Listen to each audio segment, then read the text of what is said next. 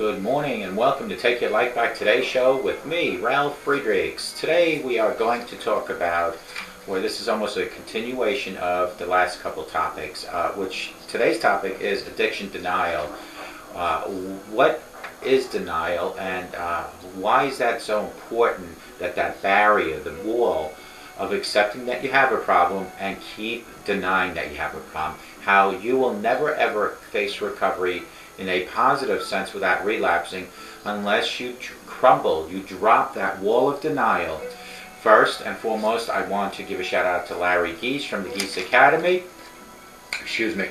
You can reach him at 516-485-2741. That's 516-485-2741. Larry Geese from the Geese Academy. You can go on the website and find him at www.ADDICTGION.org. That's ADDICTGION.org.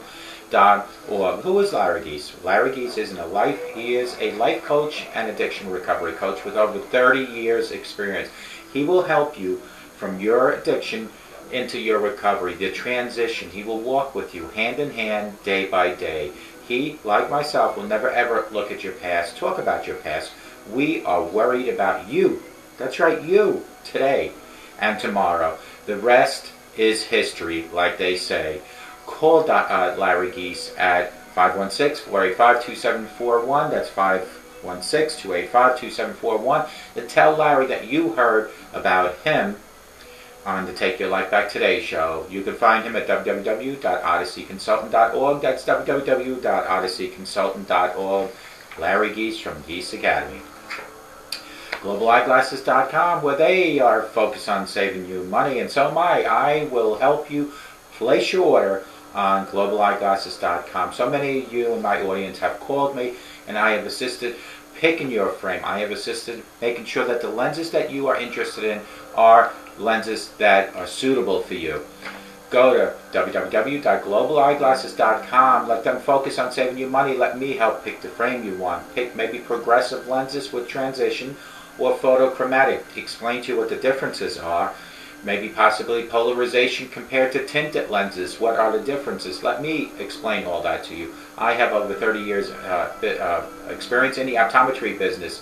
Reach out to me. You can text me at 631-599-0218, and let me help focus saving money with you through GlobalEyeglasses.com.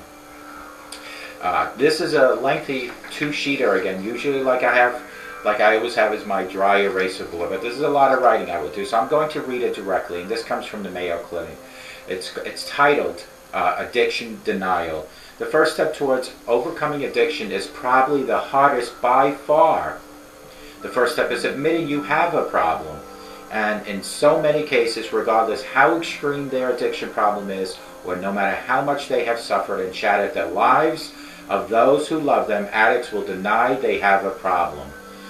That is addiction denial. Addiction is a fatal, and I repeat, a fatal disease. Left unchecked, alcoholism and drug addiction really have only one conclusion.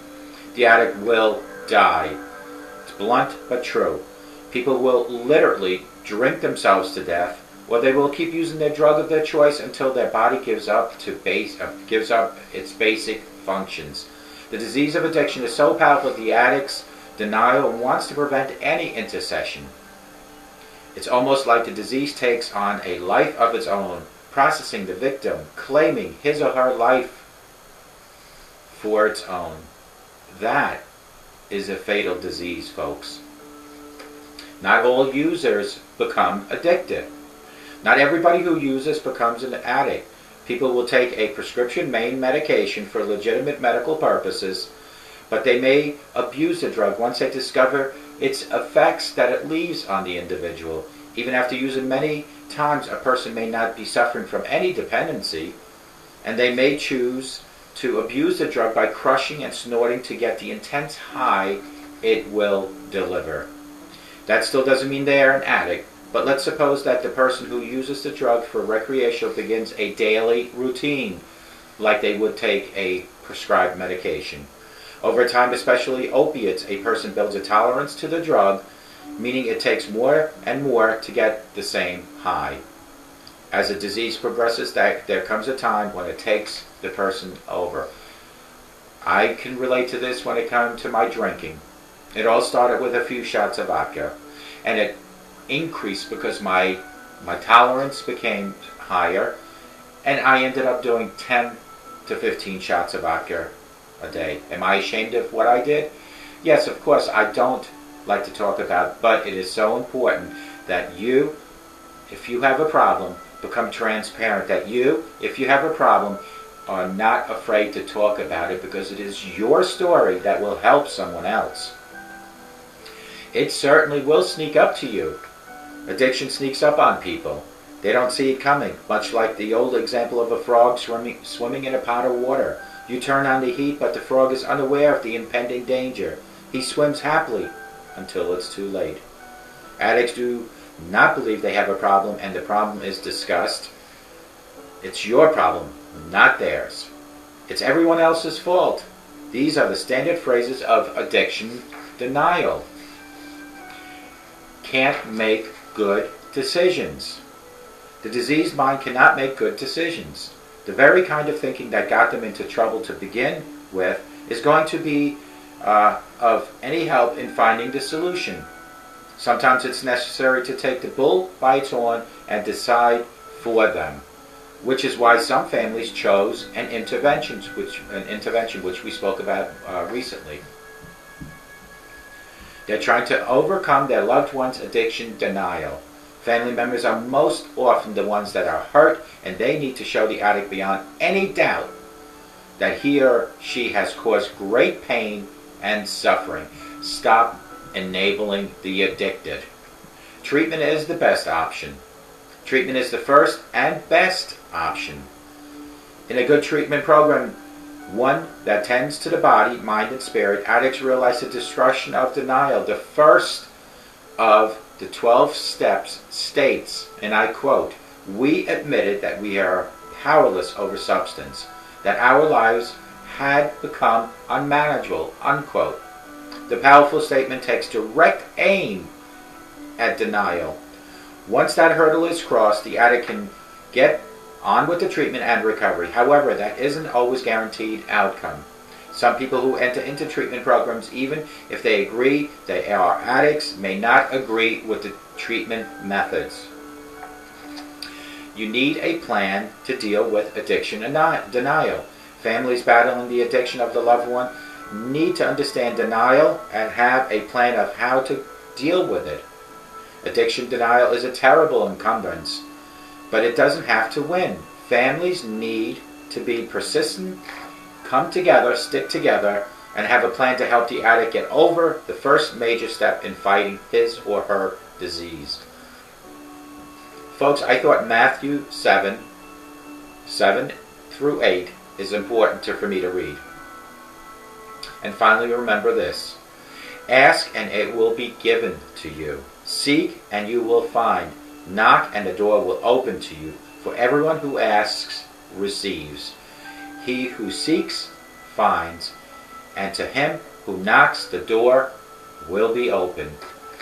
Denial, addiction denial, is such a terrible thing that it's so important that we understand that if it's you that I'm speaking to directly, or it's a loved one or a family member, or both actually, as long as they keep denying, nothing ever will change. If anything, it will get worse, and I'm going to cover this one more time real quick, because the worst scenario will happen to alcoholics and to drug abusers. It's not when, it will happen, because unless the person gets help, they will spiral out of control till death.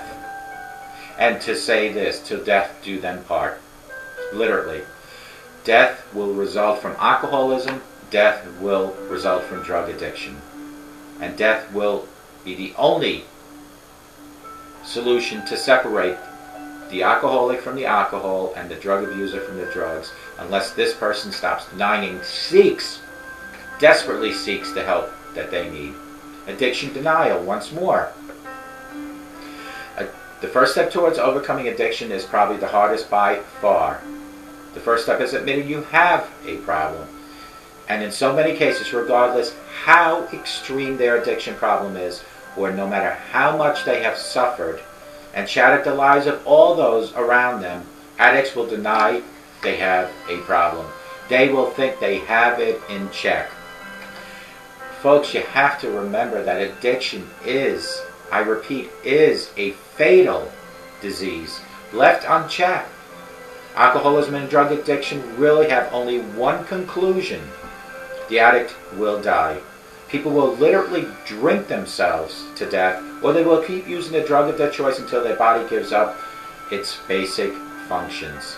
The disease of addiction is so powerful that the addict's denial wants to prevent any intercession.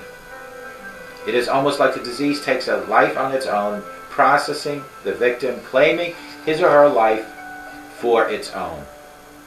It is a fatal disease, folks. Get it? Fatal means done, finished. Not all users, folks, become addicted.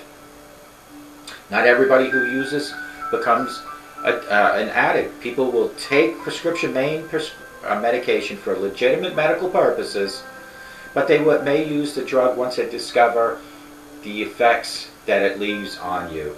Even after using many times, a person may not be suffering from any dependency, and they may choose to abuse the drug by crushing and snorting it to get the intense high that drug delivers.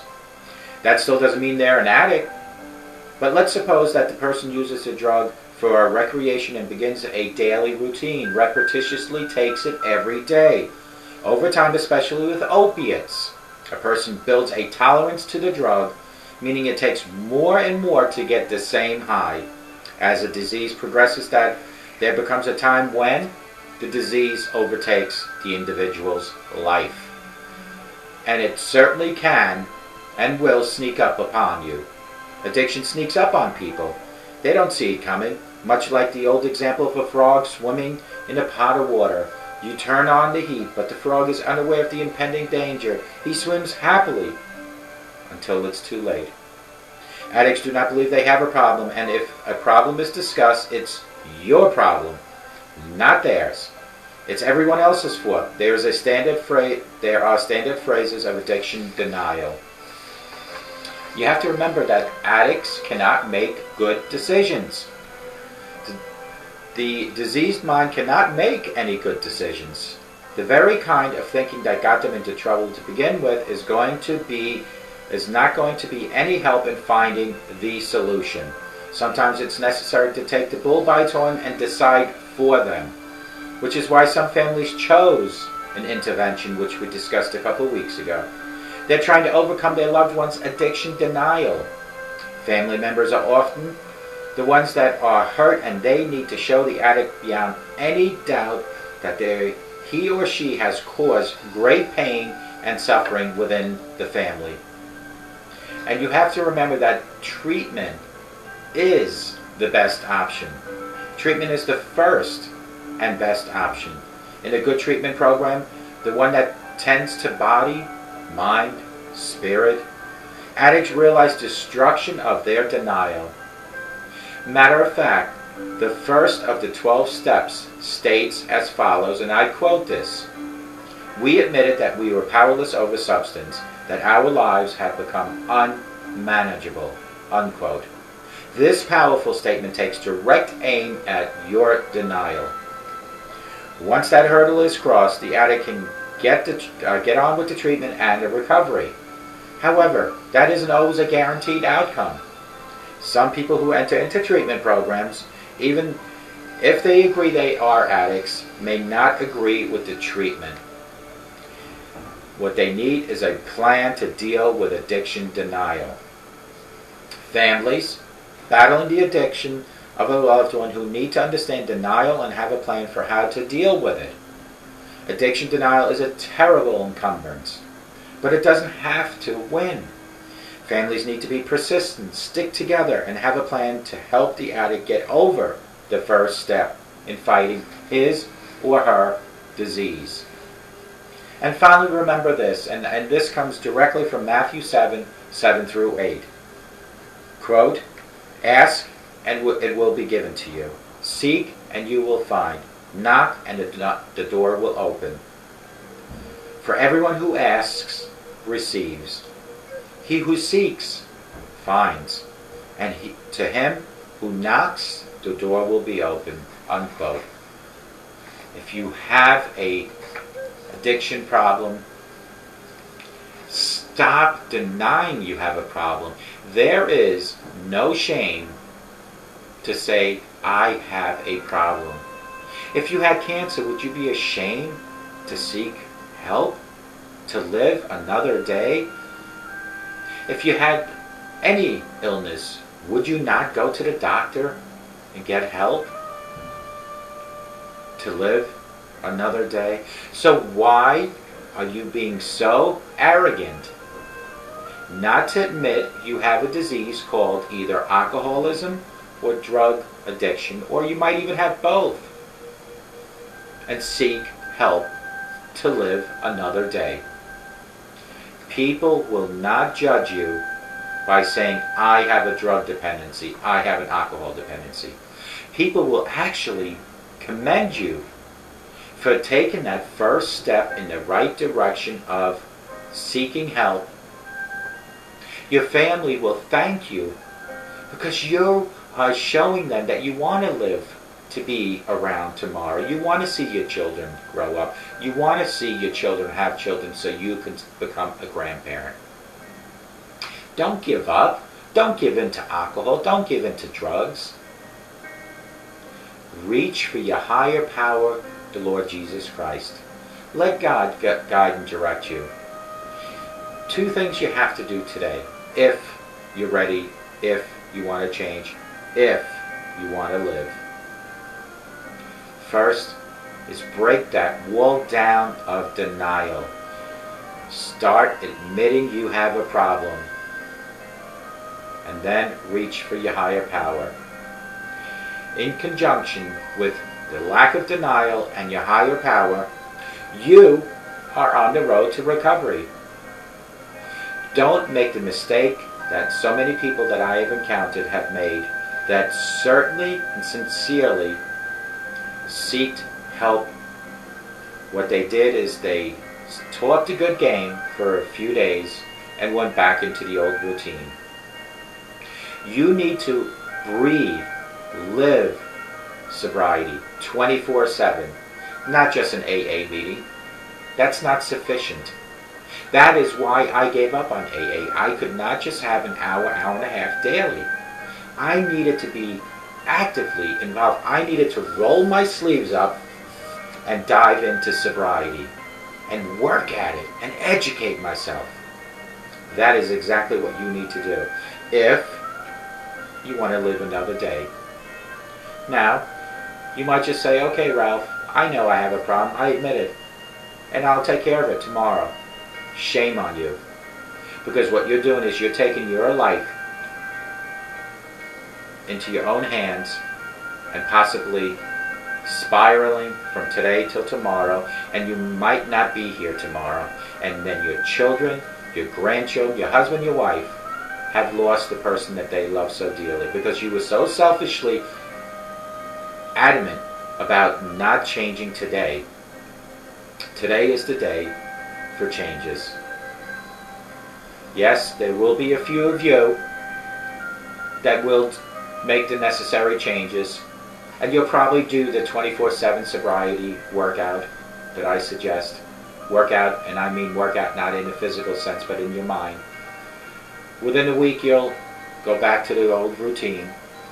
You'll have some stress in your life, and yes, you'll relapse. I'm not going to say shame on you because I've been there. Dust your knees, pick yourself up, and start again. Never, ever, ever give up on other people, including yourself. I relapsed 6, 7 times before I finally hit that lonely gravel pit called rock bottom. And from there I clawed and I climbed, and here I am trying to teach you, trying to give you the information, trying to give you my own experience into your home, into your kitchen, into your living room, into the jails, into the homeless shelters, into the nursing home, to show you that there is life without alcohol and drugs. but you need to grab that bull by the horn. You need to finally know that it is done. Do you want to be here tomorrow? And if the answer is no, I can't help you. But if the answer is yes, I am here at 844-405-HELP. I am here texting 631-599-0218. People like myself and Larry Geese from the ADDICTGION.org at 516-485-2741. That's 516-485-2741. People like Larry Geese from the Geese Academy and myself from the Take Your Life Back Today show are here to lend you the support that you need, to lend you our experiences of life, of recovery, of sobriety, of alcoholism, of drug addiction. But you need to make that first step. You need to make that first step and reach out to us, because we do not know where you are. I beg of you, save your life. Take your life back today. Don't wait till tomorrow. As you and I sit here, you and my audience, me and my camera looking at you, there is someone out there taking their last breath, closing their eyes for the last time. Don't let that become you. Make the necessary changes for a new, better, healthier you. It is time for you to take your life back. Let it be today. Don't wait for tomorrow. Folks, remember that a sober today, I guarantee you, will give you a better tomorrow. If you go by that concept, that you stay sober each and every 24 hours at a time, you are guaranteed tomorrow to be better automatically. That is a given. Because if you stay sober from 6 o'clock this morning till 6 o'clock tomorrow morning, you already have bought yourself another day of a better life, of feeling better, mentally, spiritually, financially. And if you start thinking positive, positive things will happen in your life. You will see positive results. And please, folks, teach your children, your grandchildren, to say no to drugs and alcohol. Please do that. And remember, when I speak of changes in your lives, I am not talking about a change that will happen immediately, because all changes, whether big or small, happen in small steps. You need to work in small steps. That is why AA has 12 steps, because to reach the final destination, you need to take those 12 small steps. The same applies to things in life. All changes happen in small steps. Results will be seen within time. Folks, I hope to God that each and every one in my audience, no matter where you're watching me, has a great day. But more importantly, I pray to the Lord Jesus Christ that you have a sober day. And reach out to me at 844-405-HELP and let me help take your life back. Have a great day.